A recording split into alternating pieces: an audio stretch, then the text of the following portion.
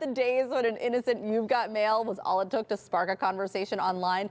Some of you may not remember that, but that was AOL's heyday. On September 30th, though, the iconic dial-up service will finally be retired. Pour one out. So what does this mean for internet users who still rely on AOL to connect virtually? Dr. Jess Ghilani is guiding us through this digital transition.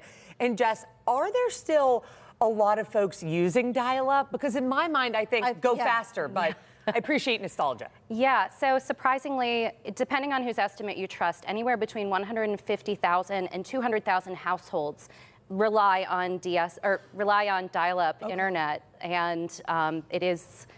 That's not a small number of people. It's not a small number. So what happens? Do you just lose service altogether? I mean, there should be a transition period for people.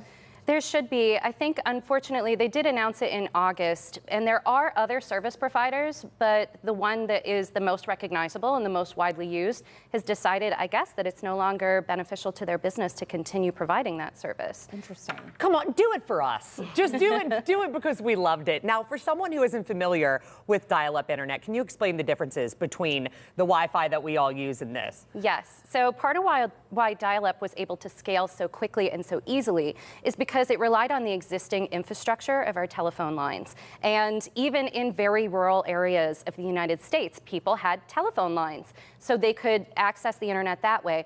In terms of speed, there is a tremendous gap.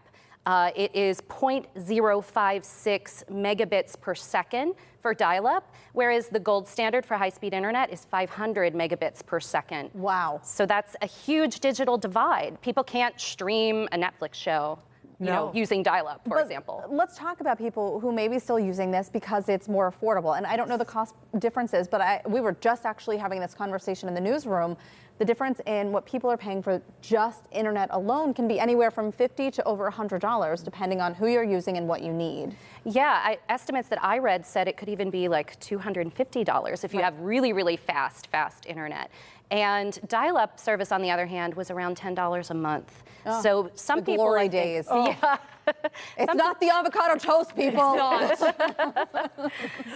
Yeah, I think some people were using it as a budget saver. You know, if you don't need to download large files, if you don't need to stream, then, if you just need to check your email, then that's a fine way of doing it. Right. Absolutely. And AOL was the biggest. So obviously that is going to make the headlines. But are there any other dial-up service providers available still to this day? Yes, there are. There's one that's called Earthlink. For example, I remember that name from the 90s. I think there's another called Netscape. There are a few others that are more regional, that are not national the way that AOL is. So there are some options for people, but they're going to have to do some digging to find it. Wow.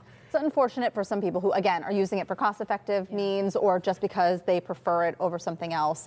Is there anything that's coming next after this? I mean, you were talking 500 megabits per second? Yes, so that's what exists right now for high-speed internet. That's the fiber optic cable lines, and that infrastructure has been rolled out to a lot of rural areas, but there are still some areas in the United States, in Alabama, in Montana, that don't have access to that. So they could either turn to satellite providers as an option, as they might have to do for television if they were doing like corded television, or they could do a DSL kind of service that's a little faster, but both of those services are more expensive than dial-up. Absolutely. And I'm thinking about the people who, it just took over social media a couple weeks ago, the Burning Man Festival, and how they were all in the middle of the desert and there was no service anywhere, so they went to Earthlink, Elon Musk's Starlink, I'm sorry.